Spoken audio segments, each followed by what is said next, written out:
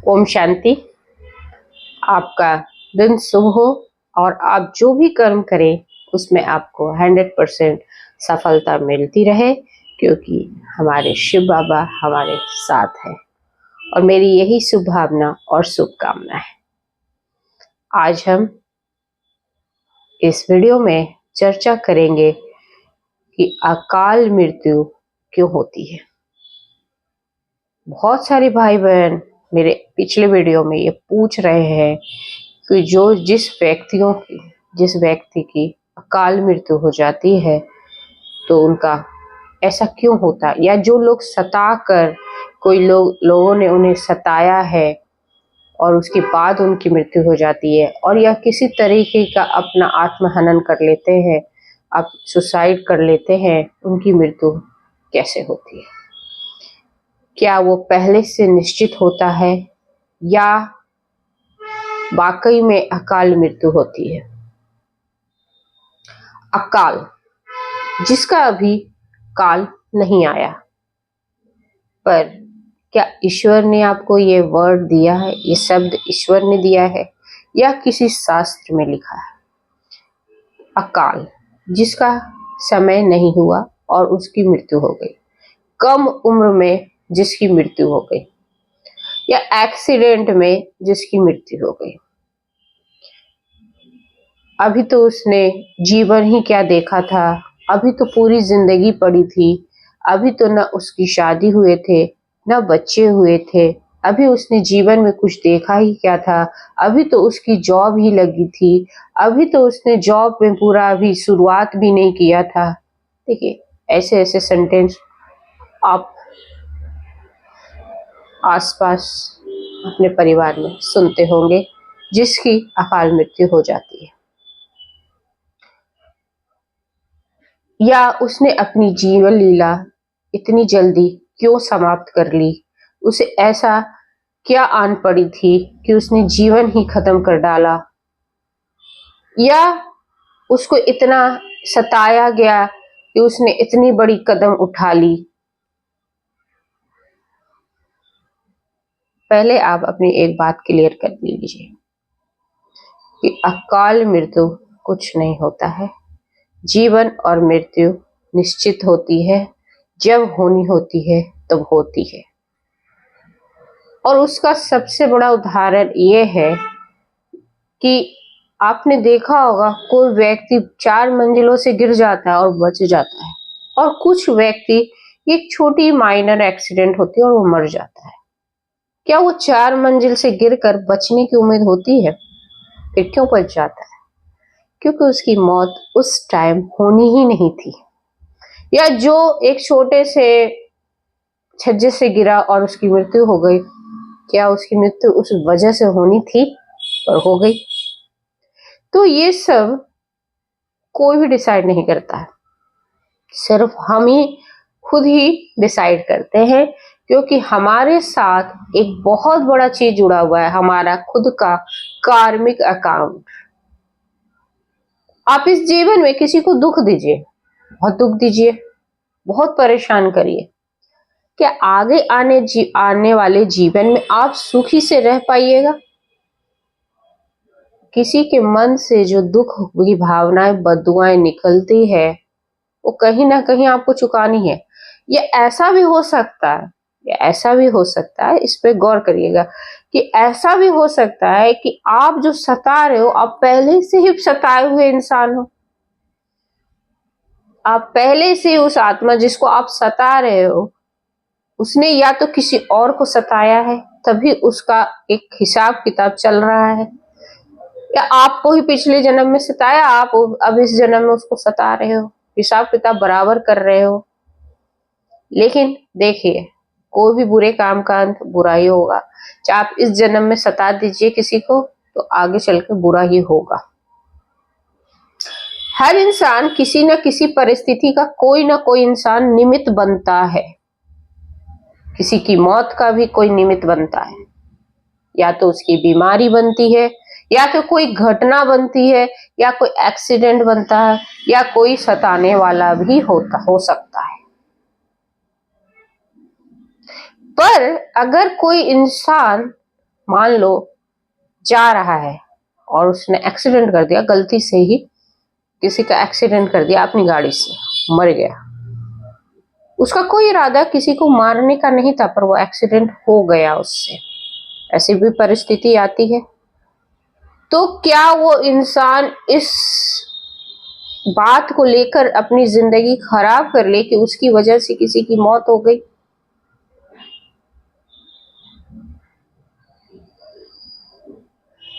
या इसी कुंठा में सारा जीवन जीता रहे कि उसने उसकी मौत की वजह बना? एक डॉक्टर जान नहीं बचा पाता है कभी कभी, तो क्या वो उन मरीजों की वो वजह बन जाए कि उसने जान नहीं बचा पाया? वो परिस्थिति नहीं थी, वो सिचुएशन नहीं था, वो इंसान बहुत ज्यादा बीमार होकर आया, बचा नहीं पाया डॉक्टर। पर बहुत सारे ऐसी पेशेंट्स होते हैं जो ब्लेम कर देते हैं कि डॉक्टर बचा नहीं पाया। देखिए, कोई भी मनुष्य किसी का जीवन बेवजह लेना नहीं चाहता है। अब किसी की दुश्मनी वो मारपीट कर रहा हो तो वो भी अपना हिसाब किताब कर रहा होता है, कहीं ना कहीं दुश्मनी निकालना, या उसकी मौत भी उसी दुश्मनी की वजह से ही होनी थी, ये भी पहले से निश्चित होता है। क्योंकि कोई इंसान का जन्म हुआ तो वो बहुत सारा कार्मिक अकाउंट, अपना हिसाब किताब लेकर आया है। कितना जीवन जीना है, कितने समय तक, तो कितने समय तक उसको जीना है, कितने समय तक वो पूरा निश्चित होके आया है। अगर उसकी मृत्यु 20 साल में लिखी हुई है और प्रताड़ित होकर लिखी हुई है कि कोई मुझे प्रताड़ित करेगा और उसकी वजह से मैं फांसी लगा लूंगा, तो ये वही करेगा, क्योंकि उस व्यक्ति का उस इंसान से, उस परिवार से इतना ही हिसाब किताब था। और हो सकता है कि वो सुसाइड करे और वो बच जाए, ये भी उसको झेलना पड़ेगा। ये भी इसको समाज में ये चीज झेलनी पड़ेगी कि वो सुसाइड करने की कोशिश की थी, लोग हंसेंगे भी, पर ये बच गया। और ऐसे भी न्यूज़ेस आपने देखा होगा कि इस व्यक्ति ने उसको इतना प्रताड़ित किया, इतना किया कि उसने ये कदम उठा ली मरने की। देखिए, वो निमित्त तो बना था, वो निमित्त तो बना, पर उसका हिसाब किताब, कार्मिक अकाउंट था उसके साथ, उसने उसको प्रताड़ित किया, उसने ये कदम उठाया, पर वो मौत पहले से ही निश्चित थी कि वो इसी तरीके से मरेगा। क्या होगा, अभी बच भी जाता है, डॉक्टर्स आए, या डॉक्टर्स का बिल बढ़ाकर मरते हैं। हॉस्पिटल का बिल बढ़ा दिया, कर्जा था, मतलब उस हॉस्पिटल से का भी हिसाब किताब था कि उसको 2 लाख 4 लाख रुपए यहाँ का बिल बना के मरना था। और वो कर्जा उस परिवार के ऊपर भी था कि वो 4 लाख का कर्जा उसको हॉस्पिटल को देना है।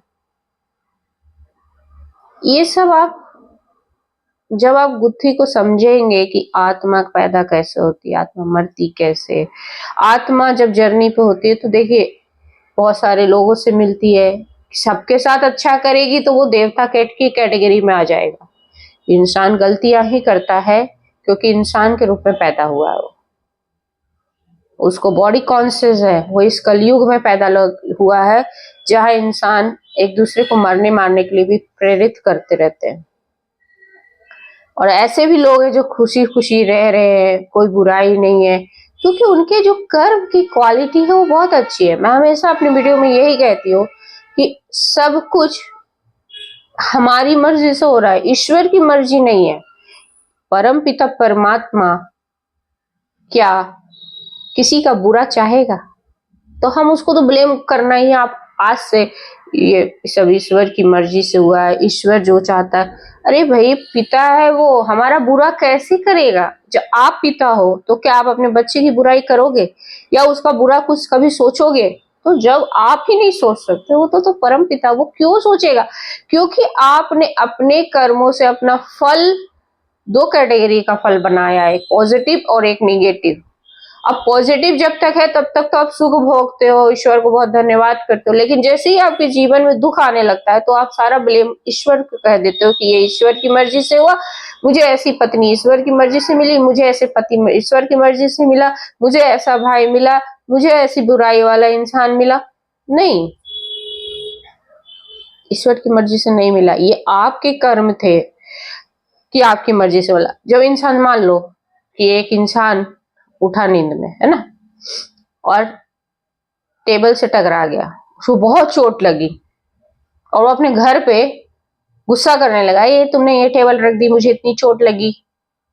और उसको किसी ने धीरे से बताया कि ये रात में सोने से पहले आप ही ने टेबल को रखा था, सारा नजरिया ही चेंज हो जाता है। इंसान को लगता है अरे मैंने रखा था, फिर उसका सारा दर्द भी गायब हो जाता है। देखिए बहुत लॉजिकली आप चीज को समझिए, उस दर्द भी गायब हो जाता है। इंसान को चेयर के चोट भी भूल जाता है कि मेरे को चोट लगी, क्योंकि उसको रियलाइज होता है कि ये कर्म मैंने ही किया था, ये टेबल को मैंने ही रखा था। तो इंसान, हम पुतले, हम यही भूल जाते हैं कि ये कर्म हमारे द्वारा ही कभी किया गया था। अगर आपको पता चले कि आपने किसी को सताया था तो आपको कभी दुख नहीं होगा, वो वापस रिटर्न आपको मिलेगा। आपको लगेगा मेरे द्वारा मैंने बुरा नहीं किया होता तो मेरे साथ बुरा नहीं होता। आप सोच लोगे, हो गए। अभी कल ही एक रोड रेस का केस हुआ, एक व्यक्ति ने किसी को ठोक दिया, ठीक है, और उसने उसको पुलिस थाने में ले गए। बहुत मतलब वरिष्ठ इंसान समाज के, पुलिस थाने में लॉकअप में बंद कर दिया। तो क्या मैं अपने आप से सवाल किया, मैंने बहुत चर्चा में रहा विषय, माफी मांगने के लिए भी प्रेरित किया गया। मैंने ये सोचा कि इंसान ने, उसने ठोका, उसने इस तरह से रिएक्ट किया, तो क्या कभी उस इंसान ने ऐसा कभी किया होगा? हाँ किया था ना। आप जब उनसे पर्सनली मिलोगे कि तो कभी आपने उसको किसी और को सताया था? तो बोलता है हाँ मैंने, मेरे से एक किसी का हो गया था और मैंने भी उसको ऐसे थप्पड़ मारा बीच सड़क पे, मैंने उसको प्रताड़ित किया, मैंने भी किया था, आज मेरे साथ वापस रिटर्न में आ गया। देखिए आप जब दुनिया की समाज में आसपास के 4 घरों में ही सर्वे करोगे ना, तो आपको सारे सवालों का जवाब मिल जाएगा। और कुछ सुखी लोगों से आप पूछोगे कि क्या आपने किसी को दुख दिया?